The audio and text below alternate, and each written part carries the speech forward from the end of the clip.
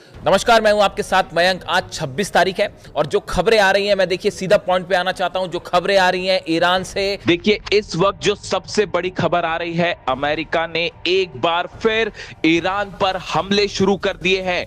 जो खबरें हैं उसके मुताबिक हॉर्मूज के आसपास 5 अलग अलग द्वीपों पर अमेरिका की तरफ से मिसाइलें दागी गई हैं और हमले किए गए हैं।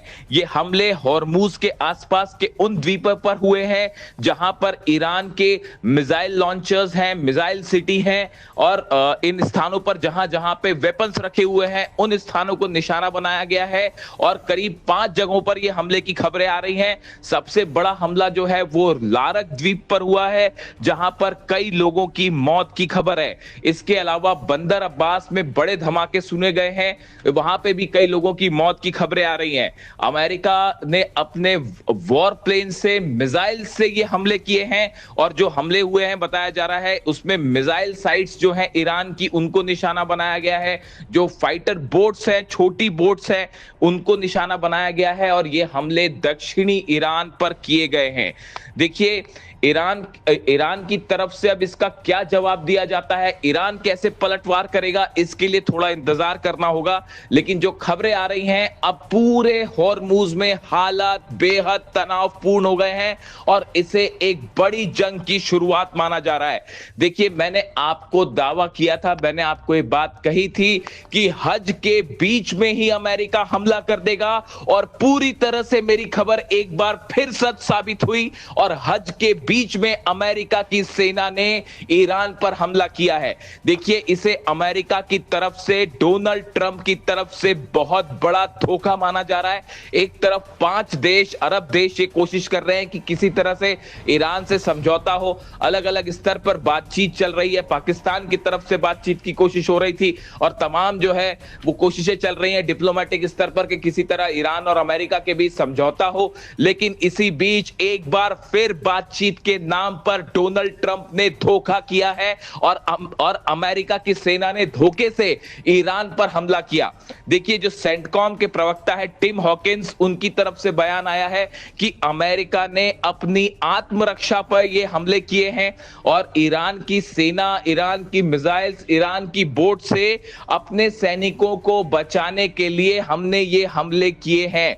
ऐसा बयान सेंटकॉम की तरफ से आया है। देखिए अब जो वजह बताई जा रही है इस हमले की, पूरे हॉर्मूज पर ईरान का कंट्रोल था, वहां परिंदा भी पर नहीं मार पा रहा था, अमेरिका की सेनाएं कुछ नहीं कर पा रही थी। इस फ्रस्ट्रेशन में यह हमला किया गया, एक बड़ी वजह यह मानी जा रही है। देखिए दूसरी बड़ी वजह यह मानी जा रही है कि ईरान ने अपना यूरेनियम सरेंडर करने से साफ मना कर दिया था, इनकार कर दिया था। इसलिए ईरान पर दबाव बनाने के लिए ये हमले किए गए हैं। डोनाल्ड ट्रंप ने यह संदेश देने की कोशिश की कि अगर आप यूरेनियम नहीं देंगे, डील नहीं करेंगे, परमाणु डील के लिए तैयार नहीं होंगे, तो इस तरह से फिर से हमले हो सकते हैं। ये वार्निंग देने के लिए ये हमले किए गए।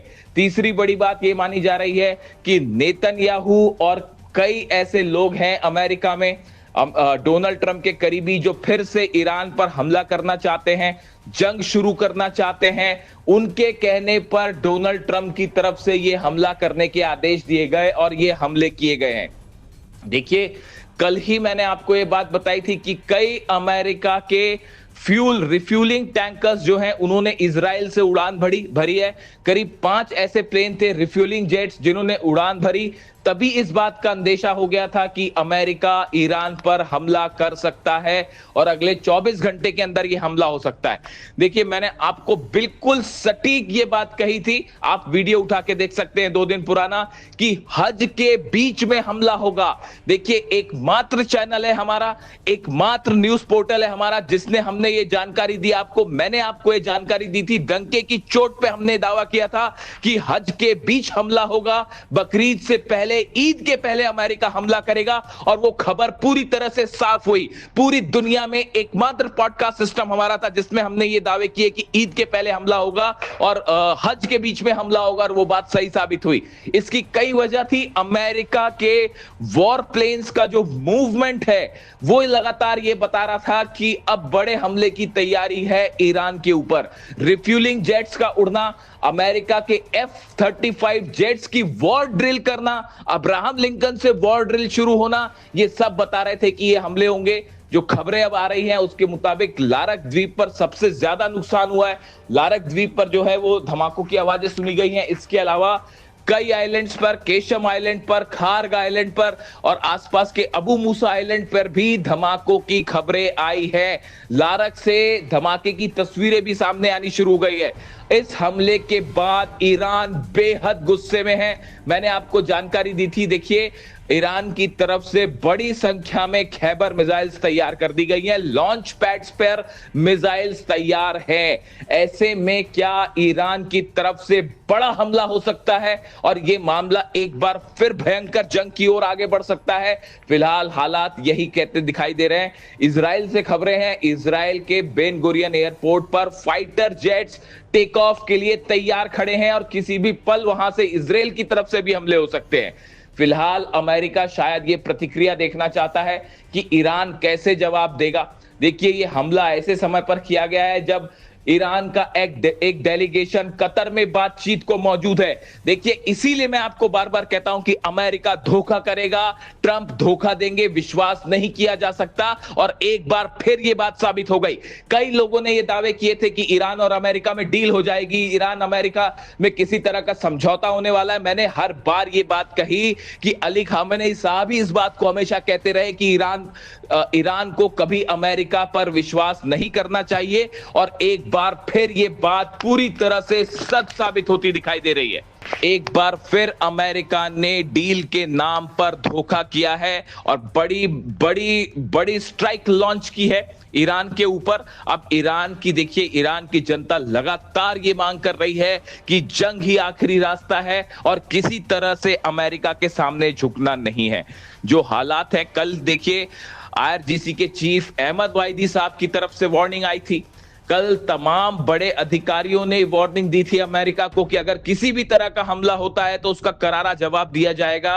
अहमद वाहिदी साहब की तरफ से चेतावनी आने का मतलब है ईरान के पास ये इनपुट पहुंच चुका था कि अमेरिका किसी भी क्षण हमला कर सकता है और बिल्कुल वैसा ही हुआ। ईरान की जो खुफिया इंफॉर्मेशन थी वो सही साबित हुई और अमेरिका ने बातचीत के दौरान, बातचीत के बीच एक बार फिर हमला किया है। देखिए लारक द्वीप से जो खबरें हैं, यहां पर कई लोगों की मौत हुई है, जिनमें कई लोगों की अब पहचान भी हो गई है, लगातार उन्हें अस्पताल पहुंचाया जा रहा है। बंदर अब्बास में धमाके की खबरें हैं, ये वो सब जगहों पर निशाना बनाने की कोशिश की गई है जहां पर ईरान के मिसाइल साइट्स हैं, मिसाइल लॉन्चर्स हैं, जहां मिसाइल्स रखी हुई हैं।